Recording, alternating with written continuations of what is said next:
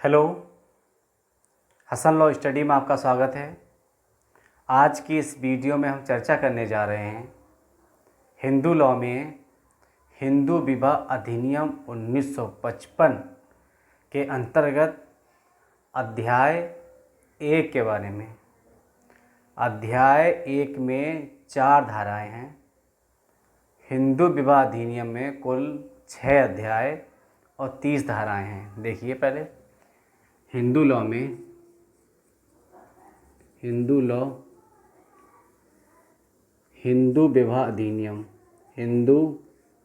विवाह अधिनियम 1955 इसकी जो कुल धाराएं हैं वो 30 हैं। कुछ निश्चित भी हैं लेकिन टोटल 30 हैं धाराएं।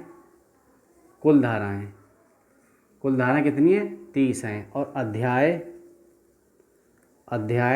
6 हैं। 6 अध्याय हैं। तो आज उन्हीं में से पहले अध्याय के अब हम चर्चा करेंगे। अध्याय 1। ठीक, अध्याय 1 देखिए।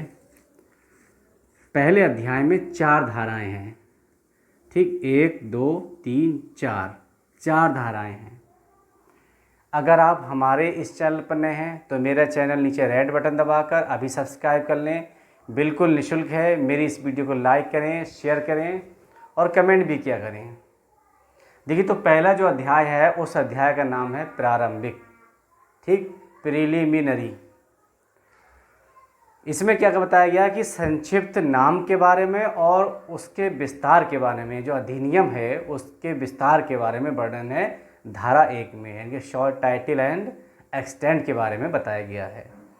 ये अधिनियम यानी इस अधिनियम को हिंदू विवाह अधिनियम 1955 कहा जाएगा। ये धारा 1 के उपखंड 1 में। ठीक, तो ये बात कही गई है। दूसरा खंड इसमें ये है धारा 1 में कि इसका जो विस्तार होगा जम्मू कश्मीर राज्य को छोड़कर संपूर्ण भारत पर, लेकिन जम्मू कश्मीर का 370 का जो दर्जा था, संविधान में प्रावधान था, उसे समाप्त कर दिया गया है। अब ये अधिनियम संपूर्ण भारत पर लागू होगा और उन हिंदुओं पर भी लागू होगा जो हिंदू भारत के क्षेत्र से बाहर निवास करते हैं, उन पर भी ये विधि लागू रहेगी। तो थी धारा 1 सेक्शन 1 था ये। अब सेकंड सेक्शन देखिए, यानी कि दूसरी धारा देखिए इस अधिनियम की। उसमें साफ साफ भी कहा गया है अधिनियम का लागू होना। ठीक, एप्लीकेशन ऑफ एक्ट, यानी कि ये अधिनियम किस किस पर लागू होगा। तो का में यानी ए में ये कहा गया है लिंगायत, वीरशैव, ब्रह्म प्रार्थना समाज के अनुयायियों सहित हिंदू धर्म के रूप में या विकास में किसी के नाते धर्म से हिंदू है। ठीक, लिंगायत, वीरशैव, ब्रह्म समाज, प्रार्थना समाज के जो भी अनुयायी लोग हैं वो हिंदू माने जाएंगे। उन पर ये हिंदू विधि लागू रहेगी। और इसके अलावा वो लोग जो बौद्ध हैं, जो जैन हैं, जो सिख हैं, उन पर ये लागू रहेगी हिंदू विधि। बौद्धों पे भी लागू रहेगी, जैन पर भी लागू रहेगी और सिख पे भी लागू रहेगी। ठीक, तीसरा है गा। उसमें ये कहा गया है जो लोग मुसलमान नहीं हैं, जो ईसाई नहीं हैं, जो पारसी नहीं हैं, जो यहूदी नहीं हैं, उन पर भी लागू होगी है। ठीक, फिर देखिए, जो मुसलमान नहीं हैं, जो ईसाई नहीं हैं, जो पारसी नहीं हैं या यहूदी नहीं हैं, उन पर यह विधि लागू रहेगी। अब इसके स्पष्टीकरण देखिए। एक ऐसा बालक, चाहे वो औरस हो या जारज, यानी कि लीगल हो या इलीगल हो, ठीक, दोनों जनकों में से अगर दोनों में से एक हिंदू धर्म से है, दोनों में से एक हिंदू, बौद्ध, जैन या सिख है, उसका पालन पोषण, इस तरीके से हुआ है, हिंदू परिवार के सदस्य के रूप में हुआ है, तो वो उसके ऊपर भी हिंदू विधि लागू होगी। और देखिए, ऐसा कोई व्यक्ति जिसने हिंदू, बौद्ध, जैन या सिख धर्म ग्रहण किया हो, अपने धर्म छोड़कर वो बौद्ध, जैन, सिख, ठीक, या हिंदू धर्म को ग्रहण किया हो, तो उस पर भी ये विधि लागू रहेगी। या जो छोड़कर चला गया था और दोबारा हिंदू धर्म में आ गया, उस पर भी हिंदू विधि लागू रहेगी। अब उपधारा 1 में क्या कहा गया? इस अधिनियम की कोई बात तब तक लागू नहीं होगी जब तक कि केंद्र सरकार गजट में अधिसूचना द्वारा अन्यथा निर्दिष्ट ना करे। अब देखिए धारा 3 में, ठीक, 2 धाराएं हो गई। देखिए मैं विस्तार से ये जितनी भी धाराएं हैं, इसमें 30 धाराएं हैं, कुछ निरसित भी हैं, उन पर चर्चा करेंगे लगातार। अब तीसरी धारा देखिए, तीसरी धारा में परिभाषाएं दी गई हैं, ठीक, इस अधिनियम की तीसरी धारा में परिभाषाएं हैं और इसमें पहली परिभाषा दे रखी है रूढ़ी और प्रथा की। परिभाषित किया गया है रूढ़ी और प्रथा को। क्या बताया गया है कि ऐसा कोई नियम, कोई भी ऐसा नियम जो एक लंबे समय से लगातार और एक रूपता के कारण किसी स्थानीय क्षेत्र, समुदाय में या समूह में या परिवार के हिंदुओं में, ठीक, हिंदू लोगों के बीच में, हिंदुओं में विधि का बल प्राप्त कर लिया है। यानी कि लगातार वो नियम उस समुदाय में था, उस परिवार में था, उस समूह में था, स्थानीय क्षेत्र में था और एक नियम के रूप में था, लेकिन उसने अब विधि का बल प्राप्त कर लिया है, तो वो रूढ़ी और प्रथा कहलाएगी।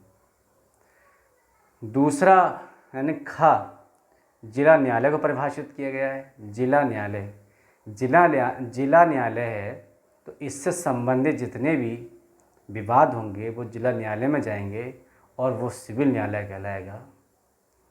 सगा और सौतेला को परिभाषित किया गया है। सगा और सौतेला, ठीक है, सगा और सौतेला दोनों में फ़र्क है। ये फुल ब्लड, ठीक, संबंध है से, ये हाफ ब्लड संबंध है। सौतेला वो व्यक्ति होता है पिता एक और माता अलग अलग, पिता एक और माता अलग अलग। एक भाई है, इसके पापा ये हैं और उसकी माँ ये है, ठीक, और दूसरा भाई है, इसकी माता ये है और पापा ये है, पापा एक ही हैं, माता अलग अलग, तो ये होगा सौतेला, ठीक, सौतेला। एक शब्द और था, मैं पिछली वीडियो में बताया था, सहोदर। सहोदर हो सकता है आप लोग याद रहा हो। सहोदर में क्या, बिल्कुल ऐसा समझ लीजिए, माता यहाँ लगा लीजिए, माता एक, पिता अलग अलग, ठीक। जैसे मैंने समझाया था, अगर ये एक बच्चा है, ये उसकी माता है, ये उसके पिता है, अब पिता की डेथ हो जाए, ठीक, माता इनसे शादी कर ले, अब ये बेटा और ये बेटा, ये दोनों सहोदर कहलाएंगे। बेटी हो या बेटा, सहोदर भाई बहन कहलाएंगे। यानी पिता अलग अलग हैं दोनों, माँ एक ही है तो सहोदर, और पापा एक ही है, माता अलग अलग है तो सौतेला। अब समझ में आया होगा सहोदर और सौतेला के बारे में। सपिंड नातेदारी, सपिंड नातेदारी का मैंने बताया कि माँ की तरफ से 3 पीढ़ी और पिता की तरफ से 5 पीढ़ी तक सपिंड नातेदारी मानी जाती है, और इसमें विवाह नहीं हो सकता आपस में, इन भाई बहनों में, लड़के लड़कियों में विवाह नहीं हो सकता। और देखिए बताया था प्रतिषिद्ध नातेदारी की डिग्रियाँ इसी धारा 3 के घ में दी गई हैं, डी में, कि प्रतिषिद्ध नातेदारी की डिग्रियाँ। इसमें कौन कौन से रिश्ते आते हैं, डिग्रियाँ आती हैं, कौन कौन सी डिग्री होती है नातेदार की। जैसे कितने ही पीढ़ी पीछे पिता हो, शादी नहीं हो सकती। कितने ही बाद या आगे की पीढ़ी हो, पिता मैं कहलाता है रिश्ते में, दादा होता है, शादी नहीं हो सकती। भतीजी, बुआ, चाचा, चाची, बहन, ये सब मामा, मामी, ये सारे रिश्ते प्रतिष्ठित नातेदारी में आते हैं।